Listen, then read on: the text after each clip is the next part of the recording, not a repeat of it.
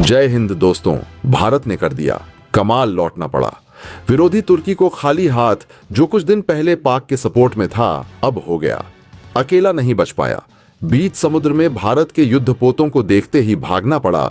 नंगे पैर भारतीय नौसेना का रास्ता रोक उसके लिए रोड़ा करना तुर्की की अब तक की सबसे बड़ी गलती बन चुका है।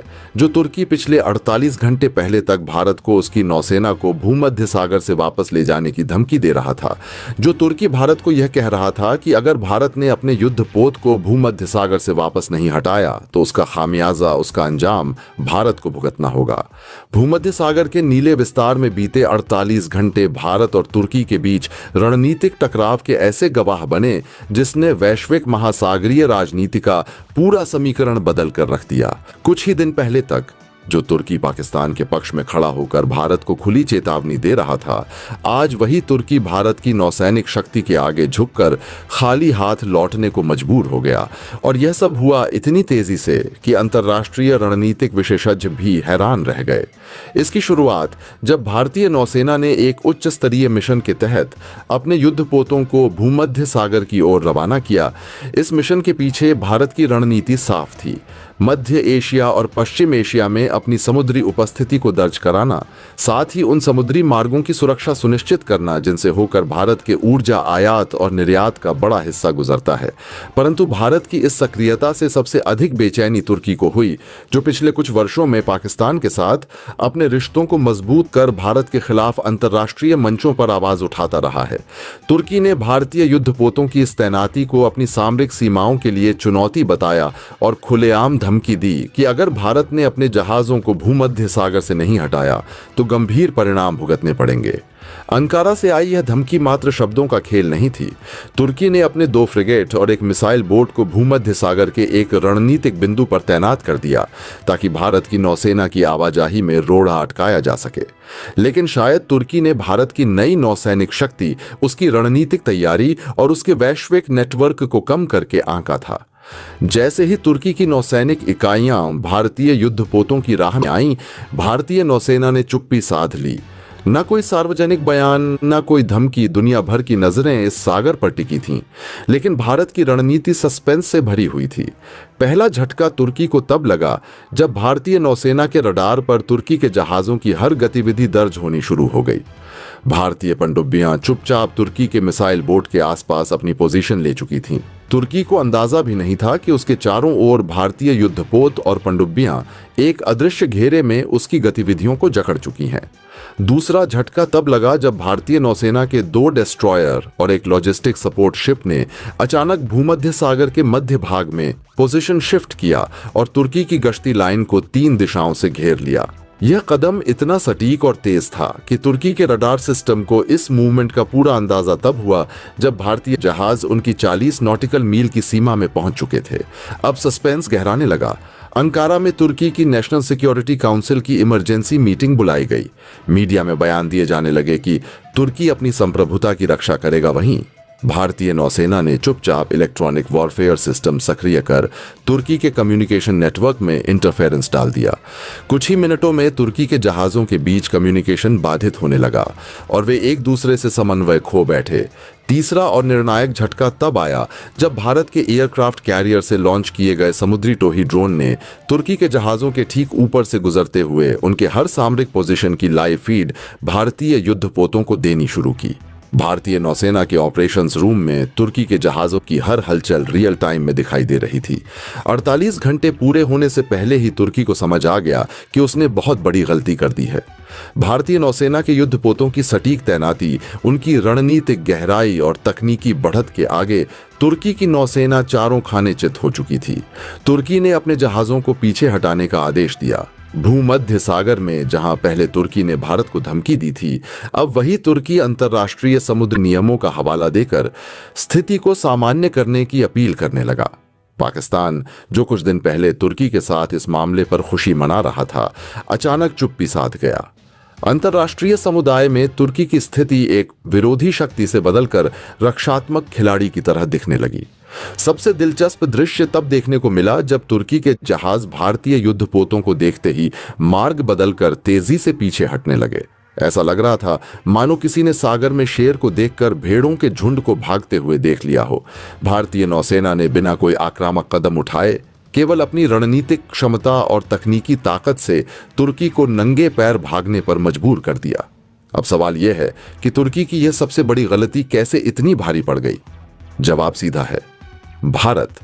अब वह देश नहीं रहा जो समुद्रों में केवल उपस्थिति दर्ज कराए, अब वह एक ब्लू वाटर नेवी है जो हजारों किलोमीटर दूर भी अपनी शक्ति दिखाने की क्षमता रखती है। तुर्की ने भारत को धमकी देकर उस शक्ति को जगाने की भूल की, जिसका परिणाम उसे 48 घंटों में झेलना पड़ा। अब भारत तुर्की संबंधों में नया मोड़ लेकर आया, बल्कि भूमध्य सागर में शक्ति संतुलन का नया अध्याय भी लिख गया। तुर्की को अब एहसास हो गया है कि भारत को हल्के में लेना अब संभव नहीं। वहीं भारत ने दुनिया को यह स्पष्ट संदेश दे दिया है कि चाहे हिंद महासागर हो या भूमध्य सागर, उसकी नौसेना किसी भी चुनौती का डटकर सामना करने में सक्षम है। सागर की लहरों के बीच रात की निस्तब्धता में भारतीय युद्धपोतों की वह रणनीतिक चाल इतिहास में एक सस्पेंस भरे मोड़ के रूप में दर्ज हो चुकी है, जहां धमकी देने वाला तुर्की मात्र 48 घंटे में घुटनों पर आ गया और भारत ने बिना एक भी गोला दागे रणनीतिक युद्ध जीत लिया। भूमध्य सागर की गहराइयों में इन दिनों एक ऐसा सन्नाटा पसरा हुआ है जो आने वाले समय में भू राजनीतिक समीकरणों को हिलाकर रख सकता है।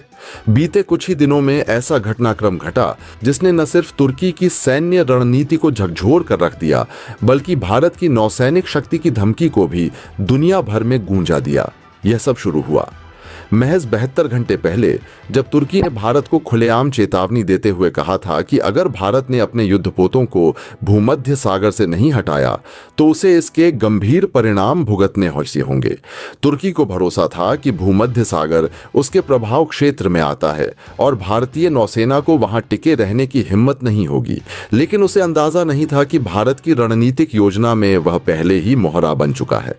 भारतीय नौसेना ने अपने आधुनिक स्टील्थ युद्धपोतों और लंबी दूरी तक मार करने वाली ब्रह्मोस सुपरसोनिक मिसाइलों की तैनाती भूमध्य सागर में चुपचाप कर दी थी।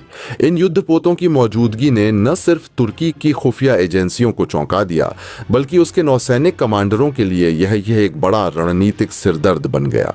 तुर्की ने तुरंत प्रतिक्रिया देते हुए भूमध्य सागर के अपने प्रमुख नेवल बेस अल सेलिक बेस से युद्धपोतों को भारत की ओर बढ़ने का आदेश दे दिया। मीडिया और विश्लेषकों को लगा था कि भारत संभवतः तुर्की के दबाव में अपने जहाजों को पीछे हटा लेगा, लेकिन नई दिल्ली की रणनीति बिल्कुल अलग दिशा में बढ़ रही थी। भारत ने खुले तौर पर कोई बयान नहीं दिया, न ही नौसैनिक अभ्यास को रोकने के संकेत दिए। इसके बजाय भारतीय नौसेना ने भूमध्य सागर में मौन तूफान की नीति अपनाई। बिना कुछ कहे हर दिशा में अपने सोनार, रडार और मिसाइल सिस्टम को सक्रिय कर दिया।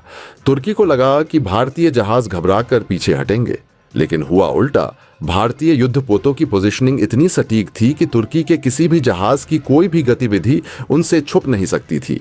और फिर वह क्षण आया जब भारतीय नौसेना ने अचानक तुर्की के सबसे अहम नेवल बेस पर 3 ब्रह्मोस सुपरसोनिक क्रूज मिसाइलें दाग दी। कुछ ही सेकंड में मिसाइलों ने 300 किलोमीटर से अधिक की दूरी तय की और अल सेलिक बेस को न सिर्फ निष्क्रिय कर दिया, बल्कि उसकी रनवे, रडार और कंट्रोल सेंटर को पूरी तरह नष्ट कर दिया। इस हमले की सटीकता इतनी अद्भुत थी कि तुर्की के पास पलटवार करने का कोई अवसर ही नहीं बचा।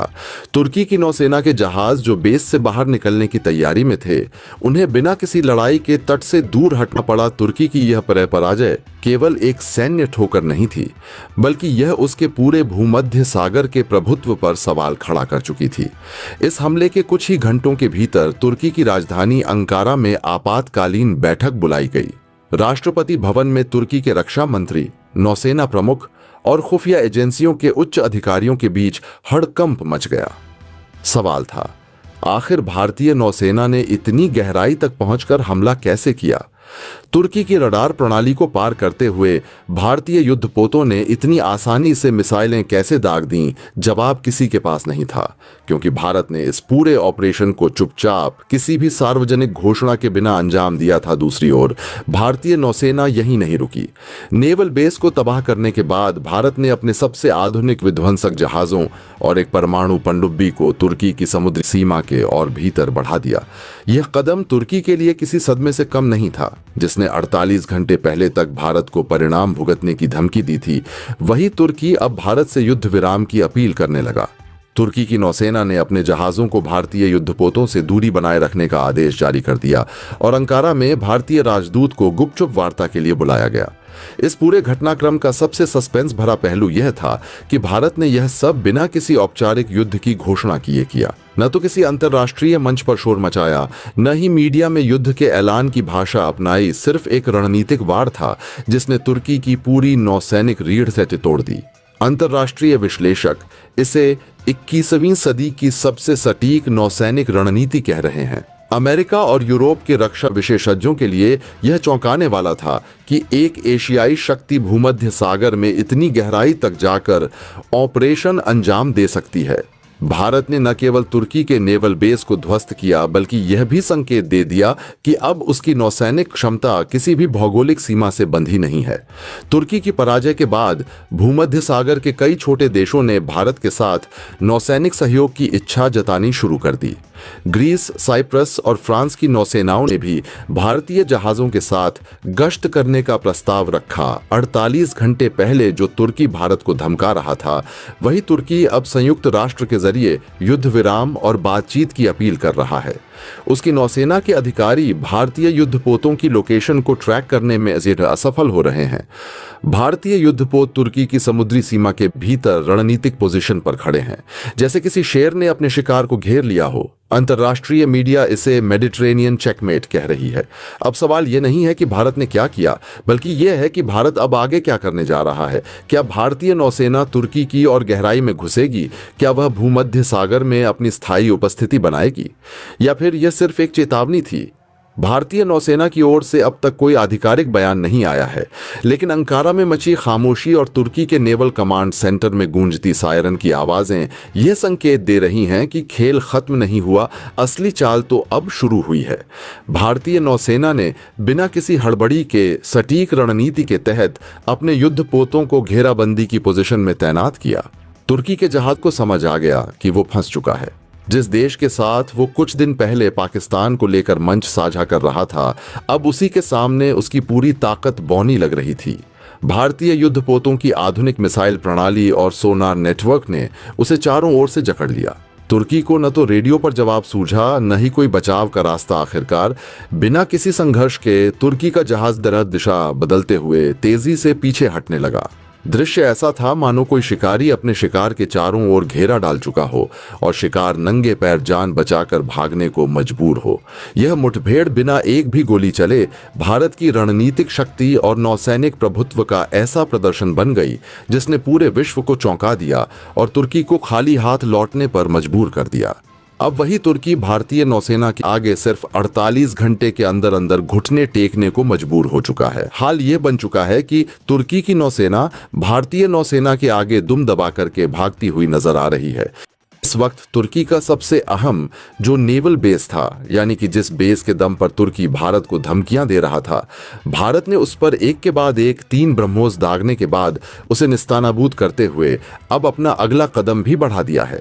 अब भारत ने न सिर्फ नेवल बेस को तबाह किया है, बल्कि तुर्की की सीमा में भी अपने सबसे अहम युद्धपोतों को घुसा दिया है।